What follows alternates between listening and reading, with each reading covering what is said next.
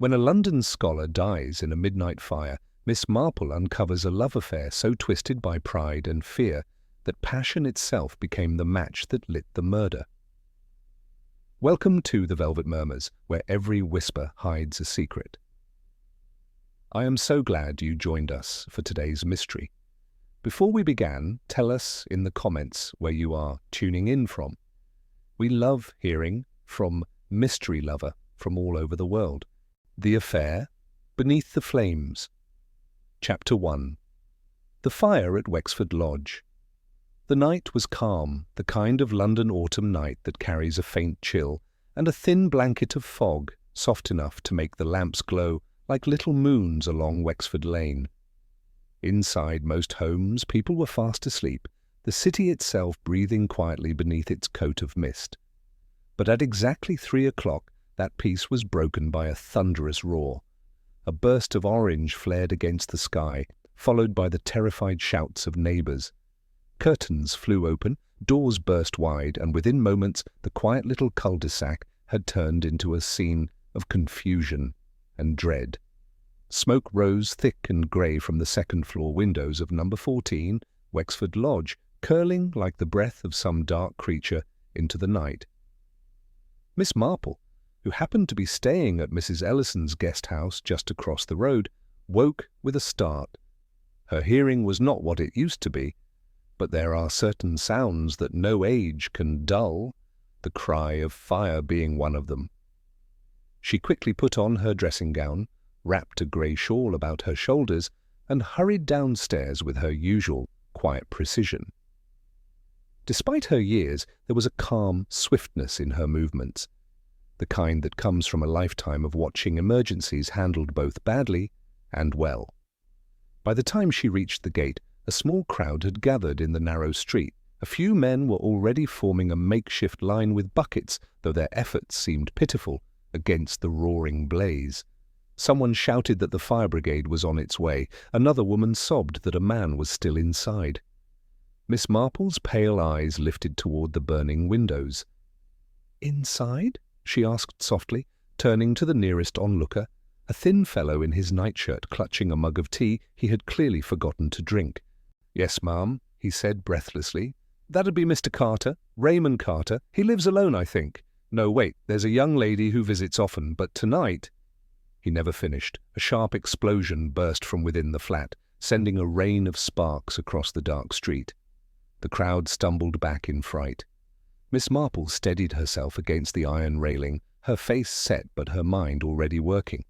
When the fire brigade finally arrived, they moved with professional urgency, hoses hissing, axes swinging, ladders scraping the walls. Miss Marple stood silently among the onlookers, her expression calm yet watchful. She noticed things others missed, the faint smell of paraffin under the stronger odour of burning gas, the locked door that firemen had to break open, the way the flames seemed to begin not from the stove or the curtains, but oddly, from the middle of the room itself. By dawn, the blaze was out. What remained of the flat was a blackened shell with charred furniture and a collapsed ceiling. The air was heavy with smoke and sorrow. The fire chief emerged grim-faced. "One fatality," he said quietly to the policeman beside him. "Likely the tenant. We'll need to confirm after the coroner arrives." Miss Marple heard this from where she stood near the gate. Her heart sank, not from shock, but from the quiet certainty that something dreadful had happened long before the fire ever began. Mrs. Ellison came up behind her, clutching her coat. "Oh, Miss Marple, do come inside. You shouldn't be standing in this dreadful cold. Such a pity, isn't it? They say it was an accident. Gas explosion, they think." Miss Marple smiled faintly, though her eyes remained on the house. "An accident, perhaps," she murmured. "Though I fancy it may not have begun that way."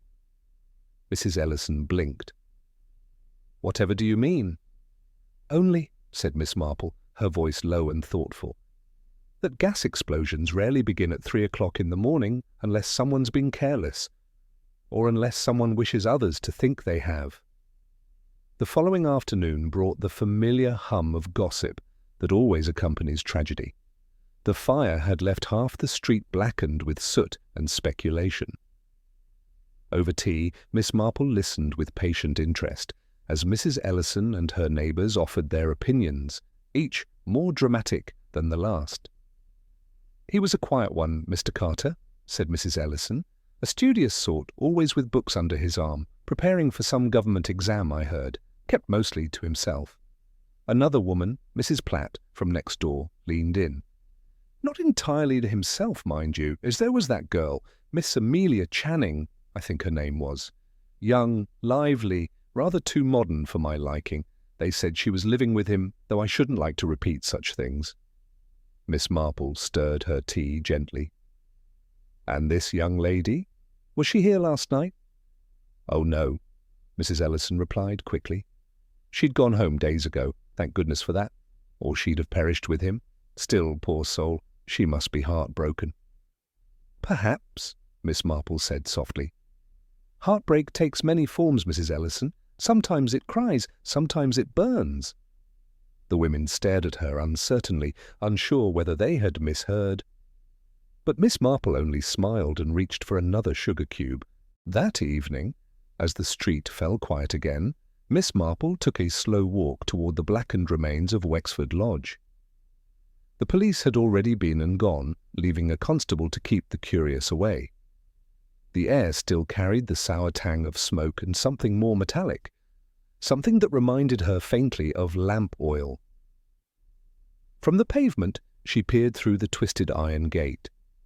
The front door was now ajar, its hinges scorched, its brass handle oddly warped. Yet something about it caught her eye. She moved closer, careful not to cross the tape, and observed the handle glint faintly under the lamplight, polished clean, almost deliberately so. "How very curious," she murmured. Everything else blackened, and that untouched. The constable noticed her. "Evening, madam. Best not to linger. Dangerous structure." "Of course, officer," Miss Marple said pleasantly. "I was merely admiring the door. It's rather peculiar, don't you think?" He frowned. "Peculiar?" "Yes," she said, eyes twinkling. "'Cause it seems to have been locked from within. Yet here you are, standing outside with the key." The man hesitated, glancing at the key in his hand.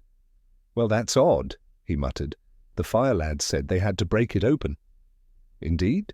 Miss Marple said softly. "And yet it locks again, all by itself. Remarkable, isn't it? What doors can do when the truth wishes to stay inside?" She turned and walked slowly back to the guest house, the mist curling around her like quiet applause.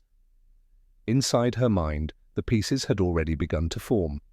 A dead man, a young woman, a locked door, and a fire that had burned not for warmth, but for concealment. As she reached her window, she looked once more toward the smouldering ruin across the road. "A love affair," she whispered to herself. "Yes, but one beneath the flames." And with that quiet, chilling thought, Miss Marple drew the curtains, poured herself a cup of cocoa, and began to think. Chapter 2. The Young Man and His Lodger. The morning after the fire dawned pale and grey. A fine drizzle hung in the air, softening the sharp edges of the ruined building across the street. By the time Miss Marple came down for breakfast, Mrs. Ellison had already laid out the table with her usual neatness, eggs perfectly boiled, toast crisp, and tea steaming gently in its pot. But even the comforting clatter of crockery could not hide the tension that floated in the air. Everyone in the house was talking about the fire. The guests spoke in low voices as if afraid the tragedy might still be listening from the blackened shell of Wexford Lodge. "Poor Mr. Carter," sighed Mrs. Ellison as she poured Miss Marple's tea. "Such a dreadful end, and such a quiet man too. Always polite, always on time with the rent. I can't imagine what might have caused that explosion." Miss Marple added a small lump of sugar to her cup and stirred thoughtfully. "People are rarely what they seem, dear," she said gently. "I wonder, do you know much of Mr. Carter's life before he came here?" "Oh, not a great deal," Mrs. Ellison admitted. He said he came from Devon originally. Moved here 2 years ago to prepare for some government examinations. Clever as anything, but rather shy, though of course that young lady changed all that. Miss Marple's pale blue eyes lifted. Miss Amelia Channing, I believe. Yes, that's the one, said Mrs. Ellison. Pretty little thing, bright eyes, red lips, always with her head full of modern nonsense. Student of science, so I hear. Forensics, was it? Very odd subject for a young lady, if you ask me. Still, she seemed devoted to him at first. At first, Miss Marple repeated softly. That's how so many unhappy tales begin. Mrs. Ellison sighed again. They moved in together not long after meeting. The neighbours were scandalised, of course, but young people don't care much for propriety these days. And he was fond of her, that was plain to see. Used to bring her flowers from the little shop on the corner. But things changed. Changed? Mrs. Ellison hesitated, lowering her voice. There were quarrels. I could hear them sometimes when I went to water the geraniums. Nothing violent, mind, just raised voices. She was the emotional sort. I suppose all that cleverness comes with nerves. Miss Marple nodded, sipping her tea. And when did she last stay here? Oh, nearly a fortnight ago. Packed a small bag, called a taxi, and that was that. I assumed they'd had a row. Miss Marple smiled faintly. Most likely, she said. Rows can be far more dangerous than they appear, especially when pride is involved. That afternoon, Miss Marple decided to pay a quiet visit to the local police station. Inspector Hayes, a sturdy man with a fair moustache and the mild air of one always slightly behind his paperwork, greeted her with genuine respect. He had dealt with her before in that half-embarrassed, half-grateful manner most policemen eventually adopt around her. "Miss Marple," he exclaimed. "Not another mystery, I hope?" "Only the one you already have, Inspector," she replied kindly. "The fire at Wexford Lodge." He chuckled, but uneasily. "Accidental, I'm afraid. Gas leak, most likely. We'll know for certain once the coroner's done his bit." "Quite," said Miss Marple. "And yet I couldn't help noticing something peculiar. The door, for instance." "The door?" "Yes. It was locked from within, was it not?" He frowned, surprised. "That's right. The fire crew had to force it open. Strange business, that, but with a fire, locks can shift from the heat, or from clever hands," she interrupted gently. "Tell me, Inspector, was there any sign of another person that night?" Hayes leaned back, rubbing his chin. "No, not exactly, but there was something. The position of the body, for one." "He was tied to a chair, Miss Marple." "Burnt so badly you'd hardly know, but there were clear marks. We thought it might have been the furniture collapsing on him, but—" Her voice dropped to a whisper. "You think otherwise?" He sighed heavily. "Between you and me, yes, but the flat was too damaged to tell much. The only person who might shed light on it is the young lady, Amelia Channing. We're trying to locate her." Miss Marple's eyes brightened. "Ah, yes, the lodger." "She's missing," Hayes said simply. "And that, Miss Marple, is rarely a good sign." Later that evening, Miss Marple took a slow walk through the quiet streets of North London. The gas lamps flickered faintly against the gathering dusk, and rain dripped softly from the eaves. Her thoughts were orderly, precise, as tidy as her knitting basket. Raymond Carter, 32, diligent, intelligent, and by all accounts decent, yet dead under strange circumstances. Amelia Channing, 21, clever, emotional, and now vanished. A relationship that began in warmth and ended in smoke. It was not difficult, Miss Marple reflected, to understand how passion could curdle into anger and affection into something cruel. Human hearts, she knew, were as combustible as any substance, needing only a spark. As she passed Wexford Lodge once more, she stopped. The street was almost empty now, the blackened windows staring down like hollow eyes. A cat darted across the pavement, disappearing into the shadows. She looked at the house a long while. Her sharp gaze drifted to the narrow window above the kitchen. The glass there had cracked outward, not inward. A small thing, but Miss Marple had solved far greater puzzles with far smaller clues. "I dare say," she murmured softly. that poor Mr. Carter's tragedy did not begin with fire, but with love. The next morning brought a new development. A constable arrived at Mrs. Ellison's with a brief letter in hand, asking whether anyone had recently been in contact with Miss Amelia Channing. Mrs. Ellison, of course, declared she hadn't, but Miss Marple's curiosity sharpened like a needle. When the constable had gone, she examined the letter left behind, a simple notice requesting information, signed in the firm hand of Inspector Hayes. The paper smelled faintly of smoke, as though it had rested too long in that charred house.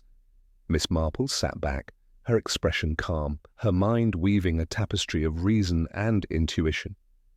She was clever enough to vanish, she thought. But cleverness has a way of leaving a trail, a pattern only foolish people overlook, and if she studied forensics, she may have tried to hide what she should have simply told. Her gaze turned toward the window, where the clouds above London hung like a grey veil. "Truth," she said softly, "is much like smoke. It always finds a way out, no matter how tightly one tries to keep it in."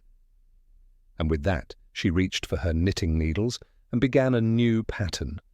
Slow, careful, and methodical. Each stitch, each loop, another piece of thought forming in her sharp old mind. For Miss Marple, the investigation had truly begun. Chapter 3. A Portrait of Jealousy.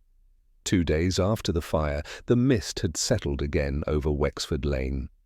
The street looked ordinary enough, milk bottles on doorsteps, a paper-boy whistling as he cycled past, the faint smell of toast drifting through half-open windows. Yet beneath that calm surface, something uneasy stirred. People still spoke of the explosion in hushed tones, and every passer-by cast a curious glance at the blackened ruin of number 14. Miss Marple, however, was not one to be content with curiosity. She had spent the morning visiting the baker, the grocer, and the post office. Not for gossip, of course, but for information, which, in St. Mary Mead or London alike, was often wrapped in gossip's pleasant disguise. By noon she had pieced together the outlines of a story. Mr. Raymond Carter, it seemed, had been a quiet, decent man, but also rather proud. He worked hard, spoke little, and kept to himself. Yet ever since Miss Amelia Channing had come into his life, neighbours had noticed a change. He smiled more at first, they said, and then not at all. She was a striking girl, the postmistress told Miss Marple, as she weighed a letter, very confident, the sort who looks you in the eye as if she knows what you're thinking. Always dressed smartly too, never a hair out of place. He adored her, poor man. But lately there were quarrels. I heard them myself echoing through the stairwell. Sharp words, and a door slammed. You can tell when love turns to resentment, Mrs. Marple. You can hear it. Miss Marple nodded gently. Indeed, my dear, love, when it begins to doubt itself, makes a very distinct sound, and halfway between a sigh and a threat. That afternoon, Miss Marple took the tram to a quieter part of the district, Morbury Lane, where Amelia Channing had once lodged as a student. The house belonged to Mrs. Parker, a kindly widow with a fondness for lilac dresses, and even fonder for conversation. She recognized Miss Marple's type at once, polite, sharp, and impossible to fool. "Oh, yes," Mrs. Parker said, pouring tea into fine china cups. "Miss Channing was here for nearly a year. A bright girl. Too clever for her own good, I always said. Forensic chemistry, she called it. Imagine that. Always watching, always asking questions. Once she told me she could tell a person's guilt just by the way they held a teacup." Miss Marple smiled faintly and adjusted her own cup. "How very modern of her. Did she have many friends?" "A few, mostly young men from the university, but there was one she seemed especially fond of, Mr. Simon Kent. They were inseparable for a time until there was some dreadful quarrel. After that she moved out. Broke his heart, poor fellow." "Mr. Kent," Miss Marple repeated thoughtfully. "Would you happen to know where he lives now?" Mrs. Parker leaned closer, lowering her voice as if sharing a scandal. "He works at a gas distribution firm now, somewhere near Ealing, I believe. A practical man, not one for poetry, if you take my meaning." "Indeed?" Miss Marple murmured. "And tell me, did she seem happy in those days?" Mrs. Parker's face softened. At first, yes, but near the end she looked frightened, as if she'd seen something she couldn't unsee. There was a tremor in her hands when she packed her things. I asked what was wrong, but she only said, "Some things can't be cleaned away, Mrs. Parker." Then she left, and I never saw her again. Miss Marple walked back slowly through the afternoon drizzle, her umbrella tapping the pavement in rhythm with her thoughts. A clever girl, a broken romance, a respectable man with a secret. The pattern was forming, quiet but distinct. At the corner of Wexford Lane she found Inspector Hayes leaning against his motor car, a file tucked beneath his arm. "I've just come from the coroner, Miss Marple," he said grimly. "Mr. Carter's death was no accident. Strangulation before the fire." "Ah," she said softly. "Then the fire was meant to be the story told after the truth." "Precisely. And here's something else. There were 2 sets of footprints near the back entrance. One smaller, one heavier, and smudges of oil, almost as if someone carried a small can." Miss Marple's expression didn't change, but her voice grew quieter. "You'll find, Inspector, that clever criminals often forget the simplest things. It's much easier to clean a flaw than a conscience." Hayes nodded with a tired smile. "And you think the girl's involved?" "I think," said Miss Marple, "that Miss Channing loved unwisely and feared what that love might cost her. But I also think there's a man, Mr. Simon Kent, who still carries a torch. And torches, Inspector, have a way of setting things alight." That evening, as dusk settled once more upon the street, Miss Marple sat in the small parlour of Mrs. Ellison's guest house, knitting by the fire. The rhythmic click of her needles was the only sound in the room, save for the faint ticking of the mantel clock. Her thoughts moved quietly, logically. Raymond Carter, strangled, not burnt, a staged accident, deliberate, calculated, a clever girl with knowledge of chemicals and fire, a former lover who worked with gas. Piece by piece, the puzzle was forming a picture, though still faint around the edges. Mrs. Ellison, bustling in with a tray of biscuits, said softly, "You do take a great interest in all this, Miss Marple." Miss Marple smiled gently. "I suppose I do, but you see, dear, life has a peculiar way of repeating its lessons. Wherever you go, you find the same things: vanity, jealousy, wounded pride, just dressed in different clothes. Murder, I'm afraid, is far more ordinary than people wish to believe." Mrs. Ellison shivered slightly. "You do make it sound dreadful." "Oh, it is dreadful," Miss Marple agreed kindly. "But it is also human, and that, Mrs. Ellison, is what makes it solvable." Later that night, as the house slept, Miss Marple sat at her window once more, looking out at the soot-stained ruins of Wexford Lodge. The rain had stopped, leaving the street slick and shining under the lamplight. A single shadow moved at the far corner. A man, tall, wearing a hat, glancing briefly toward the wreck before disappearing into the fog. Miss Marple watched him go with calm, knowing eyes. "So," she whispered, "jealousy still lingers in the smoke." She folded her knitting neatly, extinguished the lamp, and settled into bed. Tomorrow, she thought, she would pay a visit to Mr. Simon Kent. And when Miss Marple decided to visit someone, truth seldom had long to hide. Chapter 4. The Room That Burned Too Perfectly. The morning broke clear but cold, the kind of London morning that carried a pale sun and a sense of unfinished business. Miss Marple rose early, as she always did, and sat by her window, knitting in silence. Across the street, the blackened remains of Wexford Lodge stood like a ghost. Workmen had begun clearing the debris, their shovels clinking against the scorched stone. Yet even from her seat, Miss Marple could see something odd in the way the smoke stains spread along the wall. Too neat, too symmetrical, as though the fire had been guided rather than born of chaos. She folded her knitting neatly, put on her coat and hat, and decided that a short morning walk might be useful. A woman of her age could hardly be accused of snooping, and a pleasant conversation with a workman or two might yield more than any police report.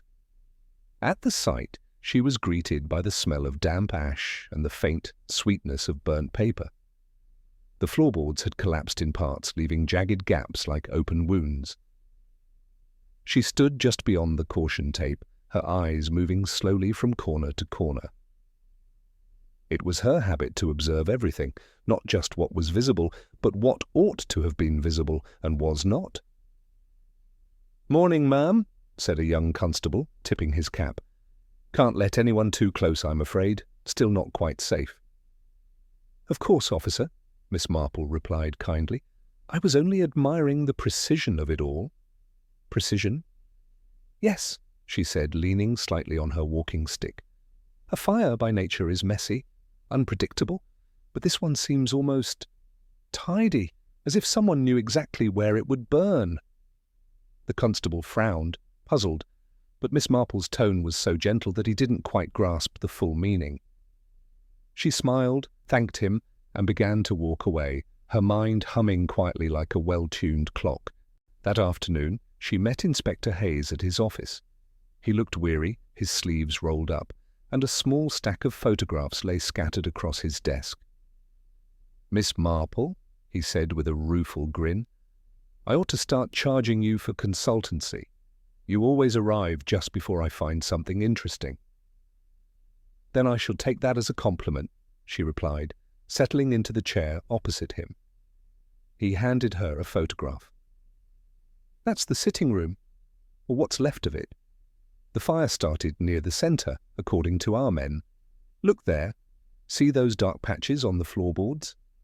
Residue of some kind of oil or grease?" Miss Marple studied the photograph closely. The marks were circular, evenly spread, almost deliberate. "Not spilled by accident," she said softly. "Poured." "Exactly. We've sent samples for testing. And there's more. The window at the back was left slightly open. Whoever started this fire wanted the flames to breathe." Miss Marple placed the photograph gently on the desk. "Then it's murder, without question. And a clever one, Inspector. Whoever planned this had knowledge of both chemistry and the way fire behaves." Hayes sighed. "Which brings us to Miss Channing. Still no sign of her. But we've traced a man who used to visit her frequently, Simon Kent, gas technician. He worked for a distribution company until recently." Miss Marple's lips curved faintly. "Ah, the practical one. And I suppose still quite devoted?" The inspector raised an eyebrow. "You seem to know more than I do." "Not at all," Miss Marple said with a small chuckle. "It's simply that when a young woman disappears after a man's death, one should always look for another man who helps her vanish." Hayes smiled despite himself. "You do have a way of simplifying things, Miss Marple." "Life," she said, "is never simple, but people are, if one takes the trouble to watch them." Later that day, Miss Marple paid a discreet visit to the property itself. The constables had left for lunch, and the lane was quiet except for the rustle of autumn leaves.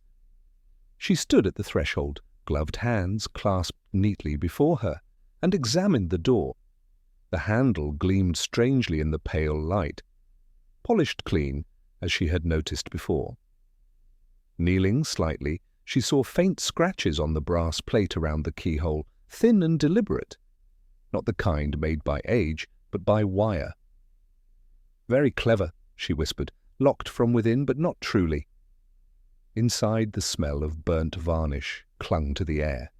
The sitting room was barely recognizable, furniture reduced to blackened outlines, curtains gone entirely. But on the mantelpiece, half hidden, beneath soot, she found something the flames had spared. A small porcelain ornament, a pair of doves. Their wings were chipped, their faces darkened, but they still touched beaks tenderly. Miss Marple held them for a moment, her eyes softening. "Ah," she murmured, "love and innocence, always the first to break." She set the ornament back gently, then crouched to study the floorboards beneath the ruined chair. There she saw it, a faint metallic wire, twisted and half melted. Not part of the furniture at all. A phone charger perhaps, or something similar. Her fingers hovered above it, but did not touch. As she rose, she heard footsteps behind her. "You shouldn't be in here, madam," came a gruff voice. It was one of the firemen, returning for inspection. "I know," said Miss Marple pleasantly, "but I assure you I'm doing no harm, only thinking." He shook his head with a tired smile. "Thinking won't bring him back." "No," she said softly, "but it may tell us who wished him gone." The interview took place in a small room at the police station. Amelia Channing sat by the window, her face pale and drawn.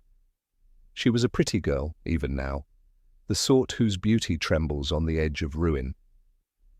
Her hands shook as she twisted a handkerchief between her fingers.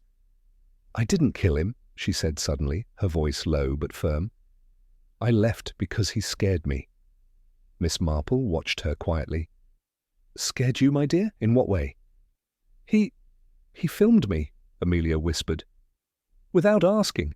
He kept things, private things, on his hard drive. I told him to delete them, but he wouldn't. He said he'd never show anyone, but I didn't believe him anymore. He wasn't the man I thought he was." Inspector Hayes exchanged a glance with Miss Marple. She leaned forward gently. "So you left him? And then?" Amelia hesitated, her eyes darting to the floor. "Then I called Simon. I didn't know what else to do." "And Simon helped you," Miss Marple said softly. "Didn't he?" Tears filled the young woman's eyes. She buried her face in her hands. "We just wanted to scare him. We didn't mean for it to go so far." Miss Marple's voice remained gentle, but her words cut through the room like glass.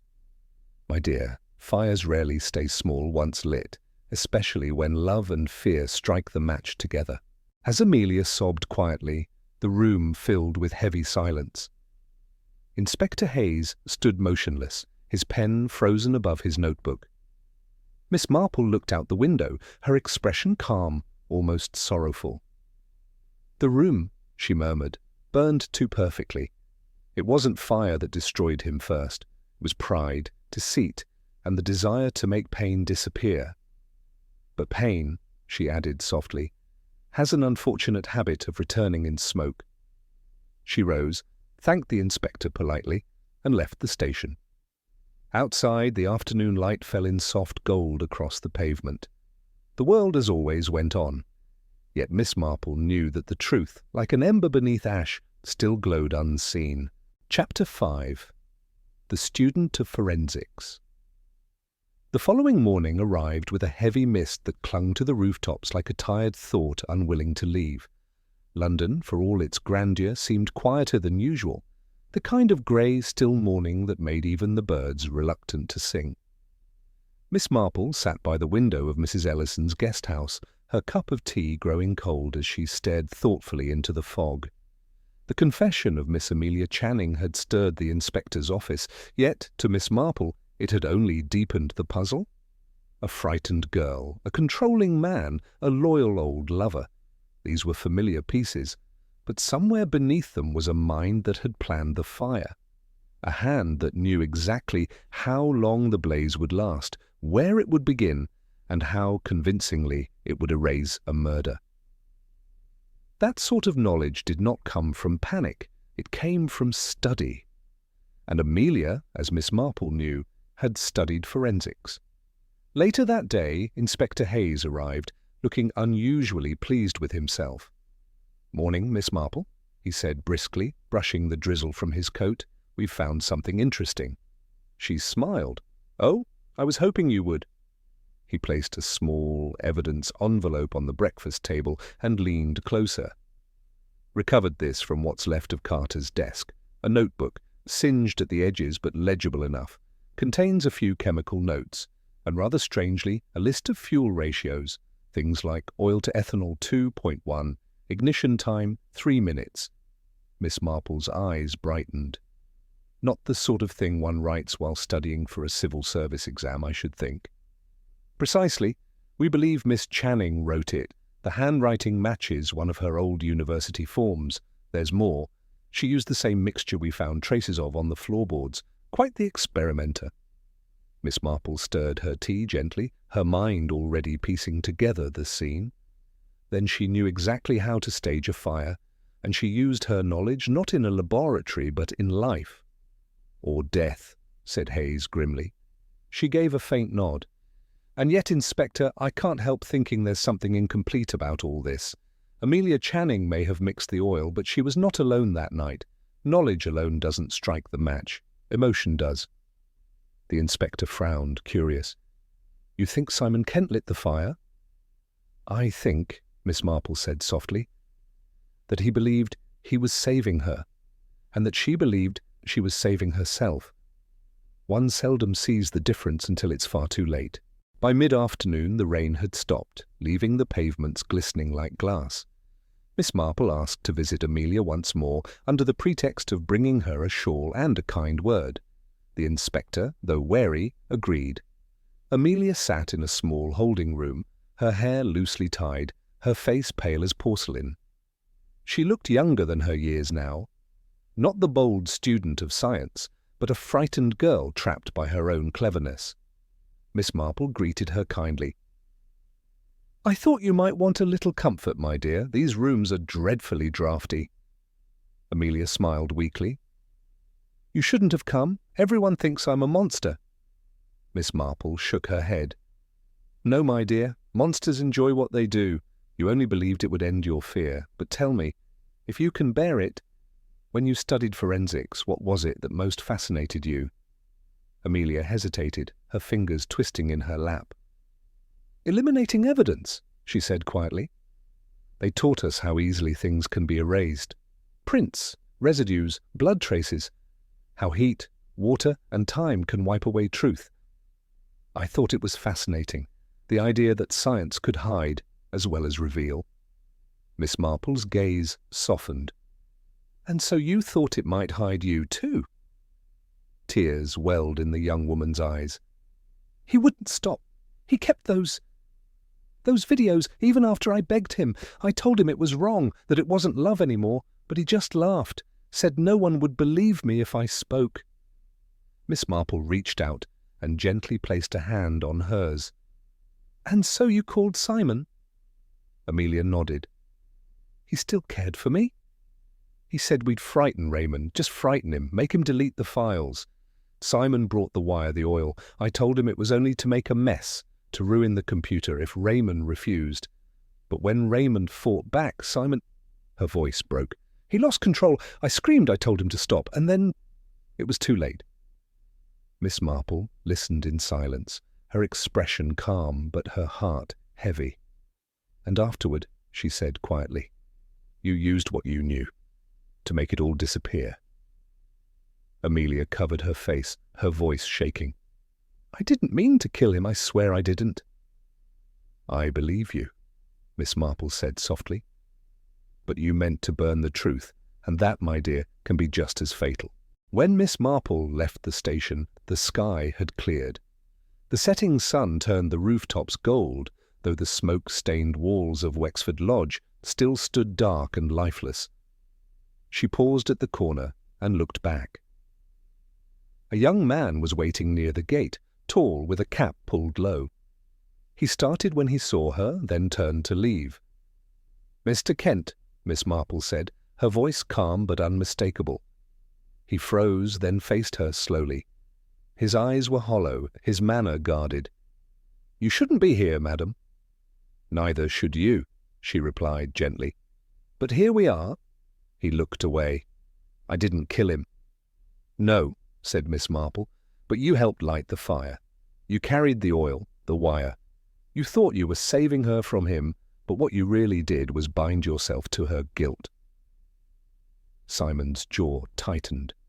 You don't understand. He was a monster. He ruined her. I couldn't stand by and do nothing. Miss Marple regarded him with quiet pity.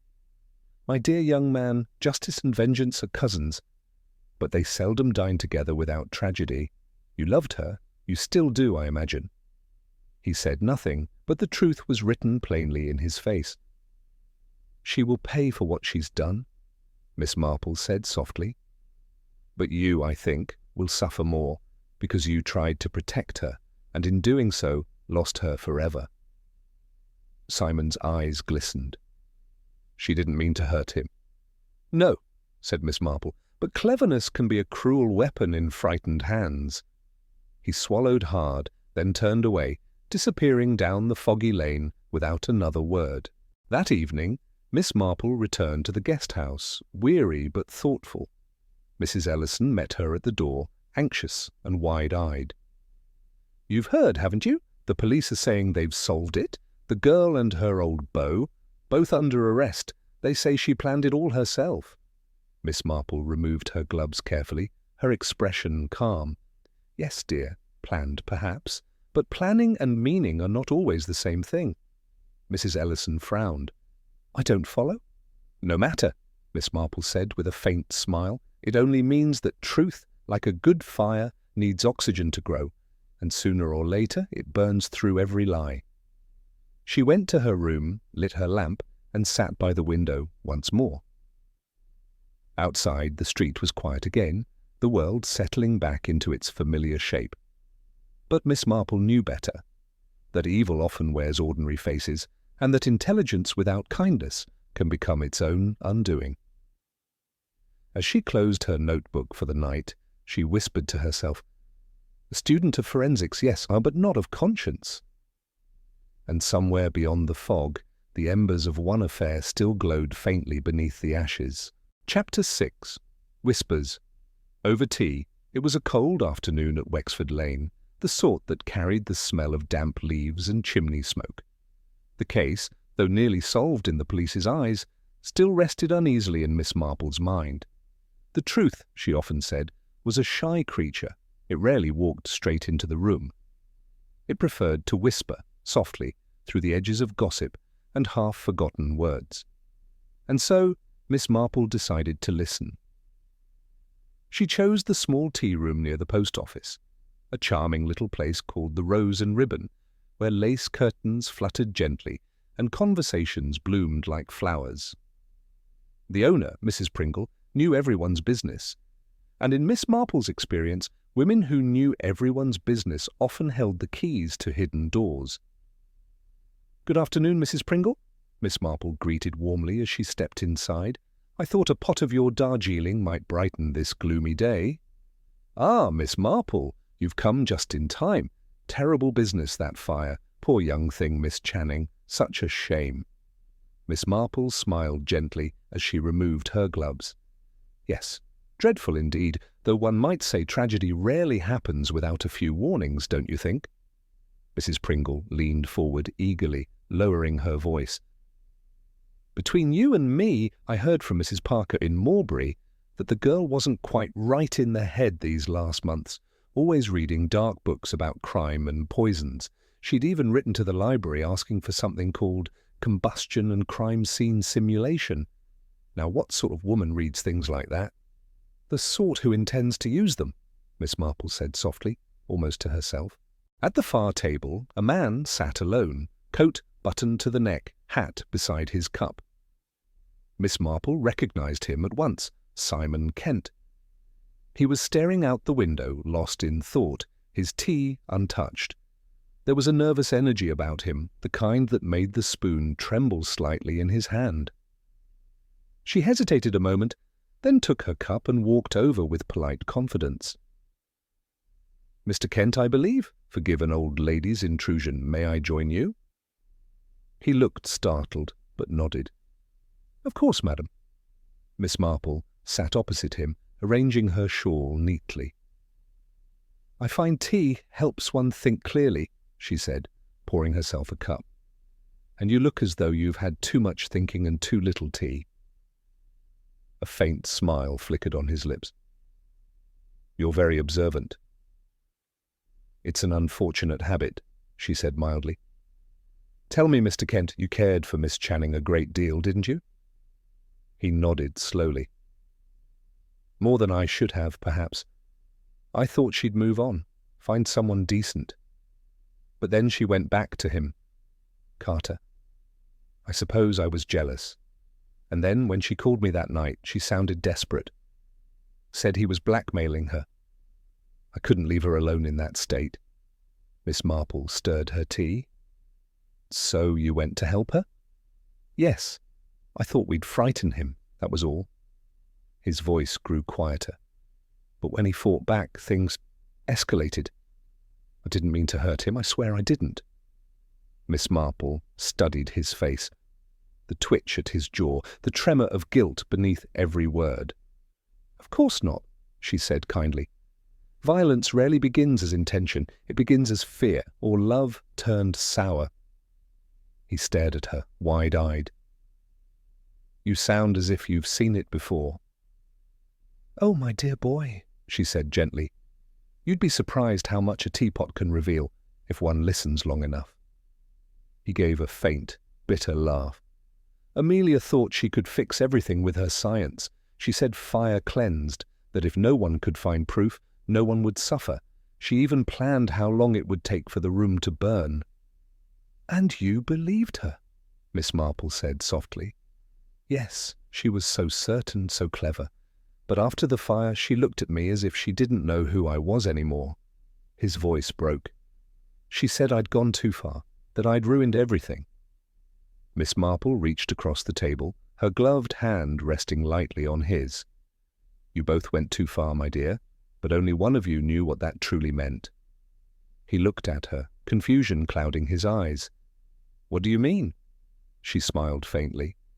"Only that some crimes begin the moment one believes the end will justify the means. I dare say Miss Channing learned that lesson a little too late.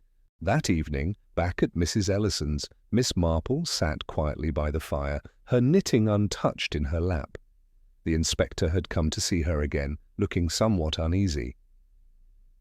"She's admitted to planning the fire," he said, pacing the room, "but she insists she never wanted Carter dead, claims Kent strangled him in a panic. We'll have to charge them both." Miss Marple nodded thoughtfully. "I imagine so, but do remember, Inspector, people seldom tell you everything at once. They tell you what they can bear to repeat." He frowned. "What do you mean?" "She's still hiding something," Miss Marple said simply. "Something not born of fear, but of guilt. Look at her education, her precision. Do you truly believe she forgot to take her own phone with her that night?" The inspector blinked. "You think she wanted to be caught?" Miss Marple smiled, her eyes glinting. "Perhaps not wanted, but expected. A guilty mind often leaves a little trail of breadcrumbs, as if begging the world to notice what it has done." Hayes sighed, rubbing his forehead. "You make it sound like psychology, Miss Marple."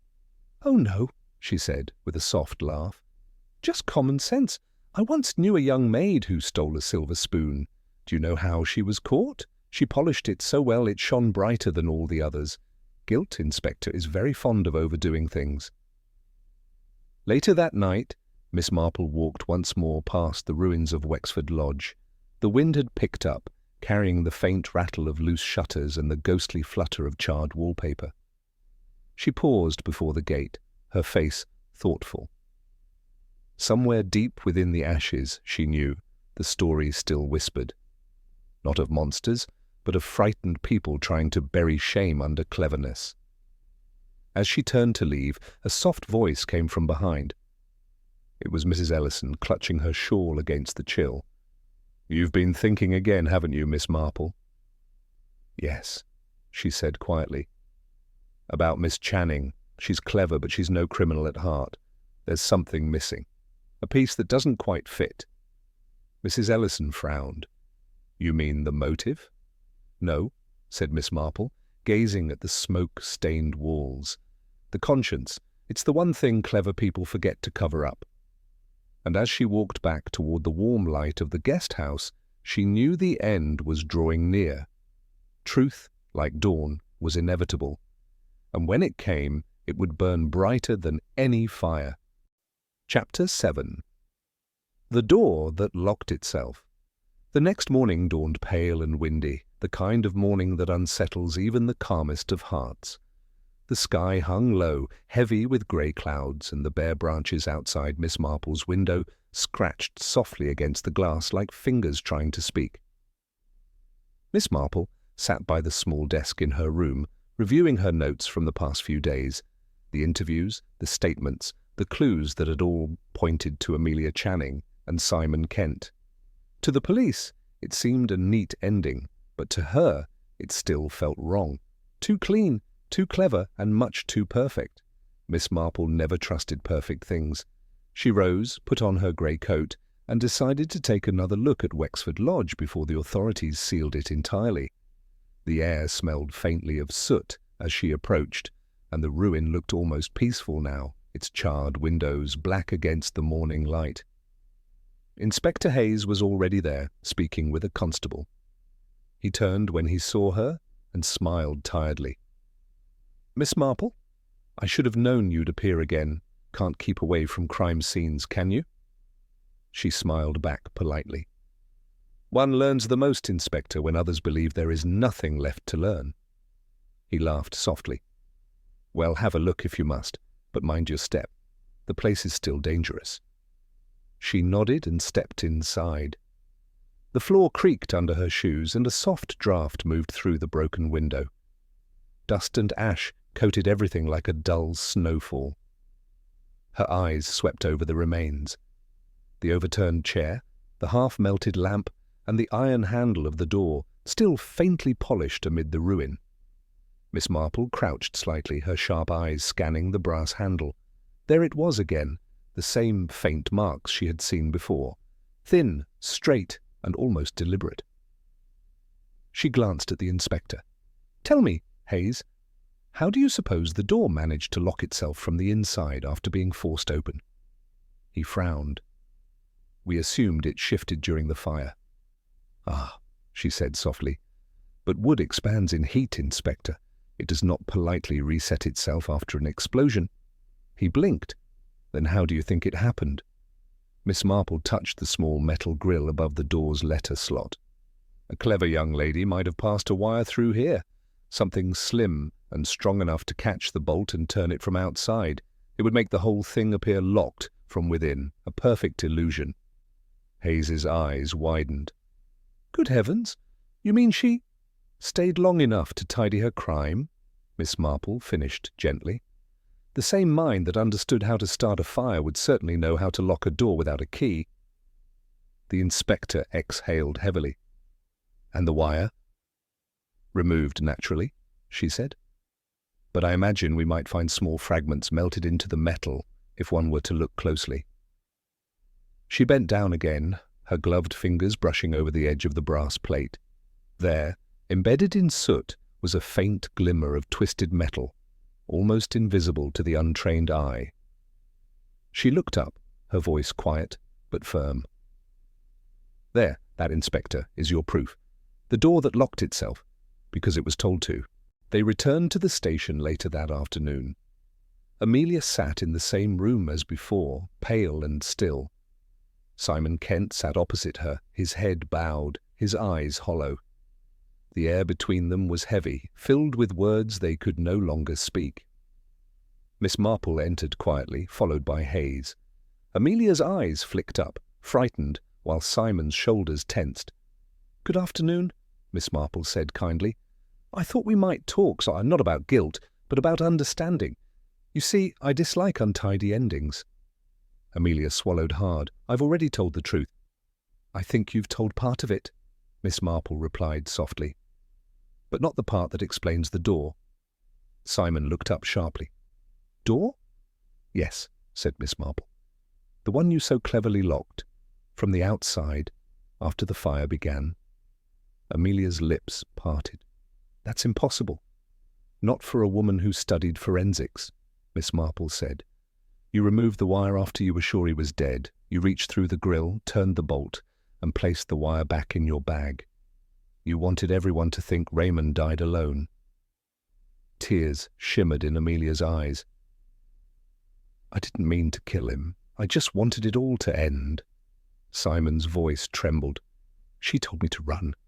I didn't know what she was doing." Miss Marple's expression softened. "Perhaps you didn't, but she did. You see, Amelia understood the science of destruction. And that, my dear, was her undoing. She believed knowledge could erase guilt. But guilt is not a stain on the skin. It is one on the soul. It lingers." Amelia broke down, sobbing quietly into her hands. "He ruined everything. He made me feel like I was nothing. Those videos. He used them to control me. I thought if I destroyed them I'd be free." Miss Marple sighed softly, her voice gentle but steady. "Freedom bought with fire is never real, my dear. Flames consume everything, even the innocence that lights them." The room fell silent.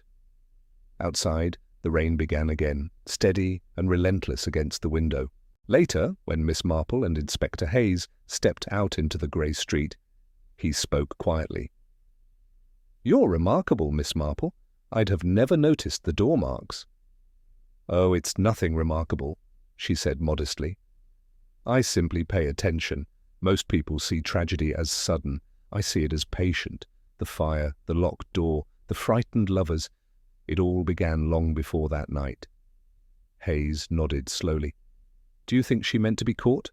Miss Marple smiled faintly. "Perhaps. A clever mind grows tired of its own deceit, Inspector.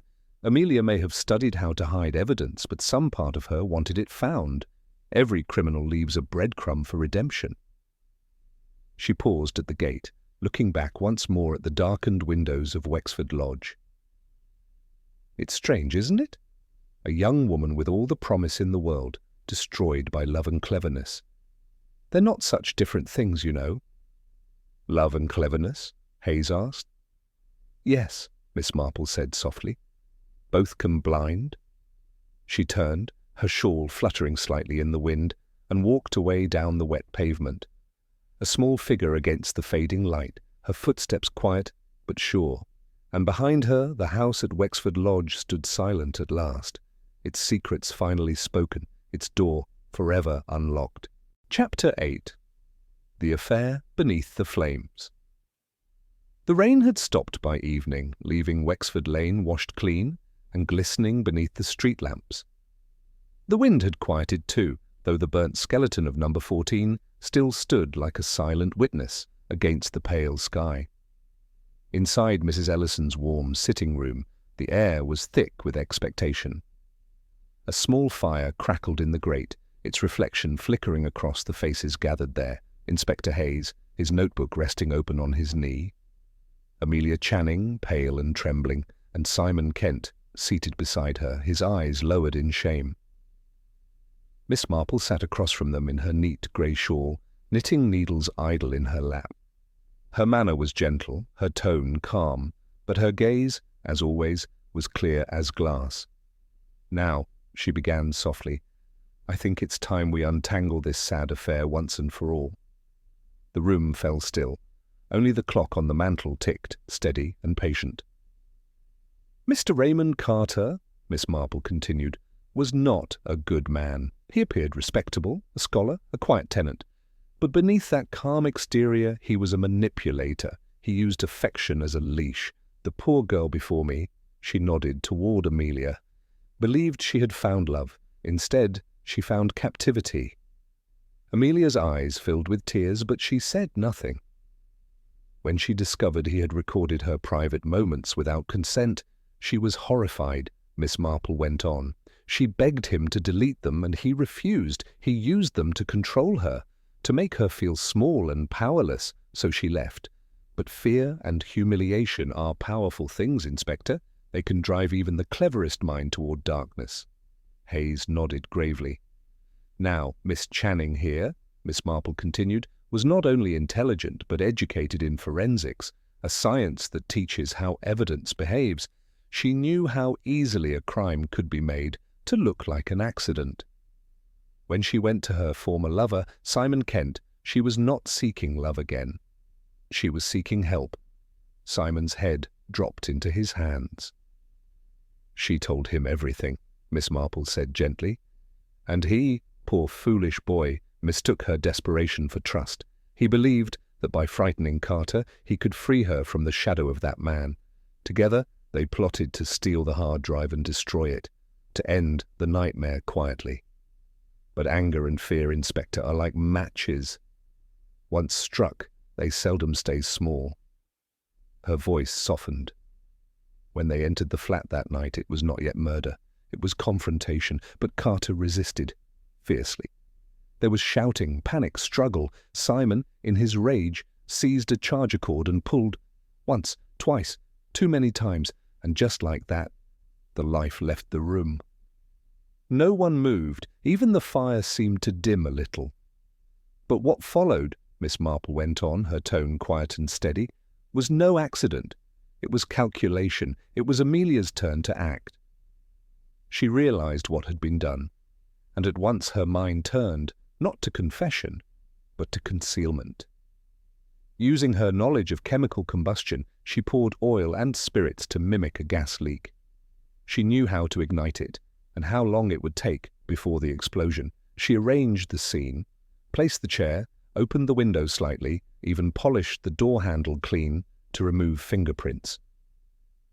Hayes exhaled slowly, the weight of the truth settling heavily on his shoulders. She then did something quite extraordinary, Miss Marple continued. Using a wire, she reached through the small grille and turned the bolt from outside, locking the door. That was her final trick, the door that locked itself.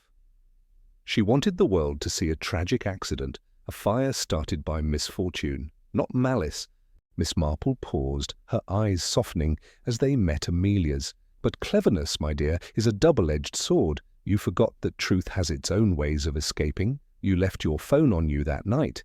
You returned to lock the door, but the clock on the CCTV recorded your movement, and even in the ashes, a tiny wire fragment remained.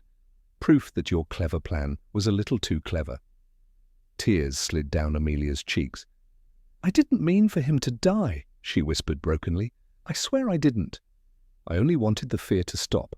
I wanted to erase everything he did to me." Miss Marple's expression was not unkind. "I believe you, my dear, but fire cannot erase pain. It only spreads it. You wanted to destroy the evidence of his cruelty, but you ended by destroying yourself." Simon spoke suddenly, his voice hoarse.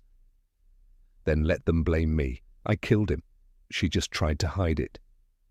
Miss Marple looked at him gently. "You both played your part, Mr. Kent. Love made you blind and fear made her reckless. One killed by anger, the other by silence. It was not one crime, but two halves of the same tragedy." Inspector Hayes rose quietly, shutting his notebook. "That's enough for me," he said softly. "The courts can decide what's to be done. But I'll say this. If not for you, Miss Marple, we'd still be calling this a gas accident." She smiled faintly. "Oh, Inspector, I'm quite sure you'd have found the truth eventually, but sometimes truth likes to whisper, and I, you see, have very good hearing." As Hayes led the young couple away, Miss Marple remained seated by the fire, staring into the glowing embers. For a long while she said nothing. Then softly she spoke, not to anyone in particular, but to the room itself. "People think murder comes from hatred," she murmured. "But more often it comes from love that's lost its way. Love that demands too much, that twists itself into something cruel. Raymond Carter was not killed for money or revenge. He was killed because someone loved him too deeply and someone else not wisely enough." The flames flickered, reflecting faintly in her eyes. "It's a dreadful thing," she added quietly. "To be clever without being kind. Cleverness builds the fire. Only kindness knows how to put it out." She reached forward, stirred the embers gently with the poker, and then sat back, watching the sparks rise and fade. Outside, the street was calm again. The wind carried the faint scent of rain and smoke, the remnants of all that had burned and all that had been revealed. And in that peaceful stillness, Miss Marple folded her knitting, blew out the lamp, and whispered softly to herself. Another affair ended in flames, but at least, this time, the truth survived the fire.